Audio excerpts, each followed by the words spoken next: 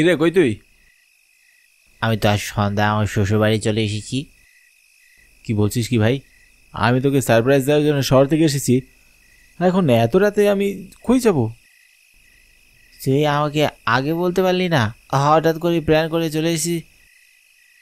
কখন আসবি তুই? আজ সকালে আসবো। অমলেশের সাথে কথা বলে আমার মনটাই খারাপ হয়ে গেল। আমার নাম অর্ক ঘোষ, শহর থেকে এসেছি। দুর্গাপুজো উপলক্ষে 7 দিনের ছুটি পেয়েছি। ভেবেছি ছুটির দিনগুলো আমার বন্ধু অমলেশের গ্রামে কাটিয়ে দিব, কিন্তু অমলেশ তো বিকেলেই শ্বশুর বাড়ি গেছে। অমলেশের শ্বশুরবাড়ি রামজয়পুর, এখান থেকে অনেক দূরে। আমি এর আগেও ছুটিতে অমলেশের গ্রামে এসেছিলাম। গ্রামটি দেখতে বেশ সুন্দর। ছুটি পেয়ে মোটরসাইকেল নিয়ে সোজা এখানে চলে আসি। সকাল পর্যন্ত আমি কোথাও অপেক্ষা করব অমলেশের জন্য। এখন রাত আনুমানিক 12টা 30। এত রাতে আমি বাড়ি গেলেও পথে নানান সমস্যার সম্মুখীন হতে হবে। রাস্তাটা ভালো নয়, কয়েকদিন থেকে ওই রাস্তায় ডাকাতি ছিনতাই সব বেশি হচ্ছে। অমলেশকে না জানিয়ে বের হওয়াটা একদমই ঠিক হয়নি। নিজের বোকামির জন্য নিজেকেই দোষ দিতে লাগলাম। এখন এই রাতের বেলায় কোথায় যাব আমি চিন্তা করতে করতে আমি মোটরসাইকেল চালিয়ে যাচ্ছিলাম। অমলেশ আর আমি দুজনে একই ইউনিভার্সিটিতে পড়ালেখা করেছি। দুজনের একসাথে অনেক স্মৃতি আছে। ইউনিভার্সিটিতে থাকাকালীন আমরা দুজনে নতুন নতুন জায়গায় ঘুরে বেড়াতাম। এখন অবশ্য চাকরির কারণে আগের মতো আর ঘোরাঘুরি হয় না। মোটরসাইকেল চালিয়ে যেতে রাস্তায় বড় একটা ডাকঘর চোখে পড়ল। এটি রামজয়পুরের ডাকঘর। ডাকঘর দেখে আমি থমকে গেলাম। মোটরসাইকেল থামিয়ে ডাকঘরটি ভালো করে দেখতে লাগলাম। ডাকঘরটি দেখতে অনেক পুরনো মনে হচ্ছে। ডাকঘর দেখার পর মনের মধ্যে একটা আশা জাগলো। যদি আজ আমি রাতটা এই ডাকঘরে কাটাতে পারি তাহলে কাল সকালে অমলেশের বাড়ি যাওয়া যাবে। যেই ভাবা সেই কাজ। মোটরসাইকেল ডাকঘরের সামনে রেখে আমি ডাকঘরের ভিতরে যাই। ডাকঘরের সামনে ঘুটঘুটে অন্ধকার। আমি মোটরসাইকেলটা রেখে ভিতরে যাই। ভিতরে সব কিছু নীরব নিস্তব্ধ। এত রাতে ডাকঘরে কেউই জাগে না, একটা পাহারাদারও নেই। কিন্তু আমি অবাক হলাম, গেটে কেউ নেই, বাহিরে একটা লাইট পর্যন্ত জ্বলছে না। কেউ আছেন? ভিতরে কেউ আছেন? আমাকে একটু সাহায্য করা যাবে? কয়েকবার ডাকার পরও ভিতর থেকে কারো সারা শব্দ পাওয়া গেল না। হয়তো ডাকঘরে কেউ নেই, থাকলেও হয়তো সবাই ঘুমিয়ে পড়েছে। আমি হাল ছেড়ে দিয়ে ঘুরে দাঁড়ালাম, আর তখনই পিছন থেকে কেউ একজন ডাকলো, কাকে চান? আমি পিছনে ফিরে তাকাই। একজন বয়স্ক লোক একটি চাদর মুড়ি দিয়ে দাঁড়িয়ে আছে। আগে আমি একটু সাহায্যের জন্য এসেছিলাম। কিন্তু এখন তো ডাকঘর বন্ধ, কাল সকালে আসবেন। অত রাতে কি ডাকঘর খোলা থাকে? কোনো কাণ্ড জ্ঞান নেই নাকি আপনার? না, আসলে ডাকঘরে কোনো কাজ নেই। আমি শুধু এই রাতটা ডাকঘরে থাকতে চাচ্ছিলাম, সকাল হলেই চলে যাব। আমার কথা শুনে লোকটা খুবই কর্কশ গলায় বলল, এইখানে রাতে থাকা যাবে না, তুমি চলে যাও। দেখুন না দাদা, একটু ম্যানেজ করা যায় কিনা? অনেক দূর থেকে এসেছি, থাকার মতো কোনো একটা জায়গা দরকার। সকাল হলে আমি আমার বন্ধুর বাড়ি চলে যাব। বললাম তো এখানে থাকা যাইব না। লোকটার কথায় কিছুটা মন খারাপ হয় আমার। জোর করে তো আর থাকা যাবে না, কি আর করার, রাতটা এই জয়দেবপুরের রাস্তায় কাটাতে হবে। আমি বিষণ্ণ মন নিয়ে ফিরে যাচ্ছিলাম, আর তখনই লোকটা পিছন থেকে আমায় ডাক দেয়। ঠিক আছে, বিপদে যখন পড়েছ তখন রাতটা শুধু তোমাকে থাকতে দিচ্ছি। অনেক উপকার করলেন, অনেক উপকার করলেন দাদা। বয়স্ক লোকটার সাথে আমি ডাকঘরের ভিতরে গেলাম। ভিতরে গিয়ে লোকটি আলো জ্বালালো। আলোতে ভিতরের অবস্থা দেখে আমি খুব অবাক হলাম। খুব বাজে অবস্থা ঘরের, চারিদিকে ধুলোবালি আর নোংরা জমে আছে। মনে হচ্ছে যেন অনেক বছর এই ডাকঘর খোলা হয়নি।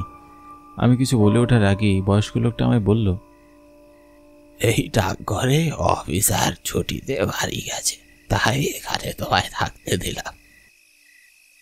আগে আপনার অসুবিধা হয়। পাহারাদারটি চলে যায়। আমি পাশে থাকা ছোট একটা চৌকি দেখতে পাই। বিছানাটা ভালো করে ঝেড়ে নিই, তারপর বিছানায় শুয়ে পড়ব ভাবি।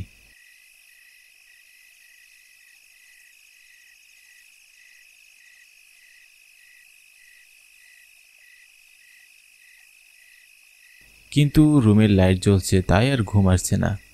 আমি আবার লাইটের আলোতে একদমই ঘুমাতে পারি না। উঠে গিয়ে লাইট বন্ধ করে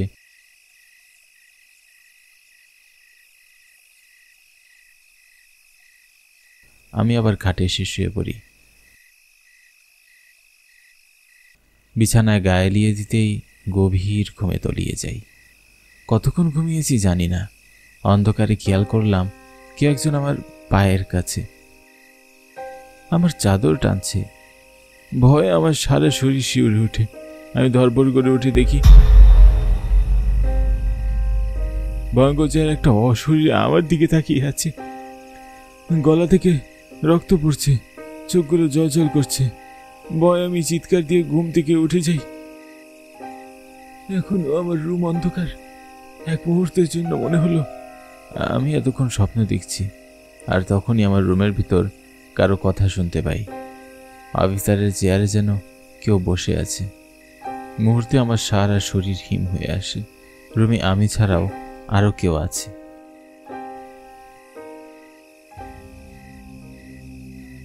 কলম কোথায় গেল?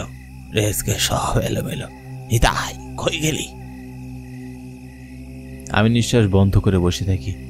অন্ধকার হলেও রুমের জানালা খোলা, আর সেই আলোতে আমি দেখতে পাচ্ছি ডেস্কে কেউ বসে আছে। সে খুব রাগান্বিত স্বরে নিতাইয়ের নাম ধরে ডাকতে থাকে। নিতাই, কই তুই? ডাকঘরের পাহারাদার দৌড়ে আসে। আগে ডাকছেন স্যার?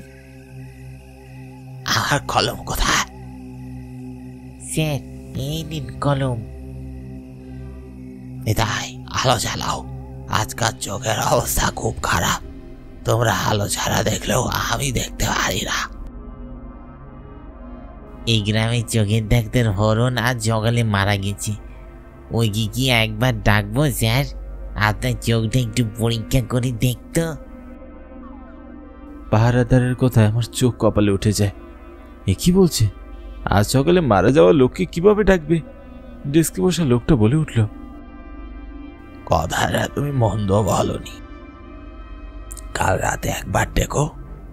চোখ না দেখালে মুশকিলে পড়ে যাব। আর সহ্য হয় না অন্ধকারে কাজ করতে করতে। রমেশ বাবুর ফাইলটা বের করে দাও তো দেখি। আগে আলো জ্বালাও। পাহারাদার লাইট জ্বালিয়ে দিতেই আমি তাদের দেখতে পেলাম। তাদের চেহারা দেখে আমার হাত পা কাঁপছে, শরীর অবশ হয়ে আসছে। দুজনের চেহারা বিভৎস, কাটা গলা থেকে রক্ত ঝরছে, সারা শরীরে রক্ত লেগে আছে। ভয়ে আমি ঠকঠক করে কাঁপছি। ডেস্কে বসা লোকটা ও পাহারাদার আমার দিকে তাকায়। নিতাই, এ তুমি কাকে এনেছো? এ তো দেখছি জীবিত মানুষ। আগে স্যার, এই ছেলেটা একটু বিপদে পড়েছিল, তাই জায়গা দিয়েছি। কিন্তু ওকে দেখে তো আমার খুব খিদে লেগেছে। স্যার, সত্যি বলতে আমার নিজেরও মানুষের রক্ত মাংস দেখলে খেতে ইচ্ছা করে, তাই ছেলেকে এখানে আটকে রেখেছি। ভালো করেছিস। এখন দুজনে মিলে এটাকে খাবো। তাদের কথা শুনে আমার মূর্ছা যাওয়ার মতো অবস্থা। আমি কাদের পাল্লায় পড়লাম? এরা কেউ তো মানুষ নয়, এরা আমাকে মেরে ফেলবে। কি করে বাঁচাবো নিজেকে? দুজনে আমার দিকে এগিয়ে আসছে।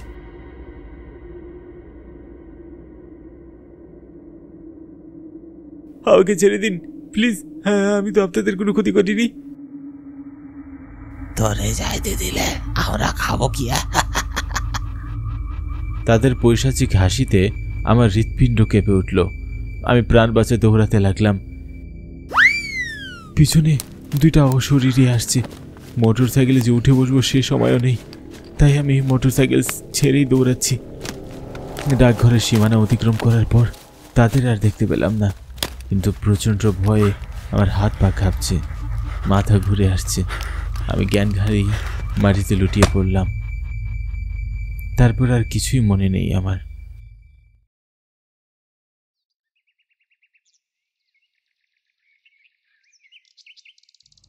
পরদিন আমার জ্ঞান ফিরে আসলে আমি একটা বাড়িতে নিজেকে আবিষ্কার করি। বাড়িটা আমি চিনতে পারি, এটা অমলেশের বাড়ি। আমি এখানে কিভাবে আসলাম? এক এক করে রাতের সব ঘটনা মনে পড়তে লাগলো। অমলেশ রুমে আসে।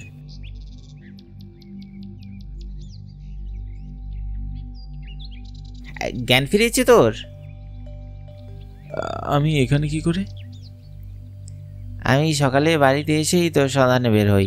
তোর মোবাইলে অনেক কল দিয়েছি কিন্তু রিসিভ হয়নি, তাই চিন্তায় পড়ে যাই। গ্রামের লোকজন তোকে রাস্তায় পড়ে থাকতে দেখে, রাস্তায় ভিড় দেখে আমি এগিয়ে গিয়ে দেখি তুই কেন হারিয়ে পড়ে আছিস। আমাকে খুলে বলতো কি হয়েছিল? আমি কাল রাতে ভূত দেখেছি। আমি অমলেশকে সব খুলে বলি। সব শুনে অমলেশ আমাকে যা জানায় তা শুনে আমার চোখ কপালে উঠে যায়। ডাকঘরটি কয়েক বছর আগে খোলা থাকলেও এখন এই ডাকঘরের কার্যক্রম সম্পূর্ণ বন্ধ। এই ডাকঘর এখন পরিত্যক্ত অবস্থায় পড়ে আছে। কিন্তু কেন? আমি তো জানি এই রামজয়পুরেরই একটাই ডাকঘর আছে। হ্যাঁ, এই ডাকঘরে 4 বছর আগে ডাকঘরের অফিসের সুরেশ ও পাহারাদার নিতাই খুন হয়। আর তারপর থেকেই ডাকঘরে ঘটে যায় একের পর এক লোমহর্ষক ঘটনা। ডাকঘরের সামনে মানুষের হাড়গোড় পাওয়া যেত রক্তশূন্য অবস্থায়। মানুষ মরে পড়ে থাকতো। কাল রাতে আমি অফিসের সুরেশ আর নিতাইকে দেখেছি। তাদের হাতে এখনো ওই ডাকঘরে আছে। হ্যাঁ, আর তাই তো ভয়ে কেউ রাতের বেলা ওইদিকে যায় না। কিন্তু অফিসের সুরেশ আর নিতাই মারা গেল কি করে? শুনেছি অফিসার সুরেশ নাকি তার এক কলিগকে দুর্নীতি করতে দেখে ফেলেছিল, আর তারপর হুমকি দিয়েছিল যেন সে আর দুর্নীতি না করে, নাহলে সবাইকে জানাবে। আর তাই তার কলিগ রাতের বেলা ডাকঘরে এসে ছুরিকাঘাত করে সুরেশকে খুন করে। পাহারাদার নিতাই বাধা দিতে আসলে তাকেও খুন করে। এই ঘটনার কিছুদিন পরে ওই কলিগের মৃতদেহ রক্তশূন্য অবস্থায় ডাকঘরের সামনে পড়ে থাকতে দেখা যায়। অফিসার সুরেশ তো ভালোই ছিল। তাহলে আমাকে মেরে ফেলতে চাইছিল কেন সে? এখন তারা হিংস্র প্রেতাত্মাতে পরিণত হয়েছে, তাই এরা এখন কাউকে আর মায়া করে না। রাতের বেলা কখনোই ডাকঘরের সামনে আর যাস না। জয়দেবপুরের ভৌতিক ডাকঘরের কথা মুহূর্তে গ্রামের মানুষের মুখে মুখে ছড়িয়ে পড়ল। কেউ দিনের বেলাতেও আর সেই ডাকঘরের কাছে ঘেঁষে না।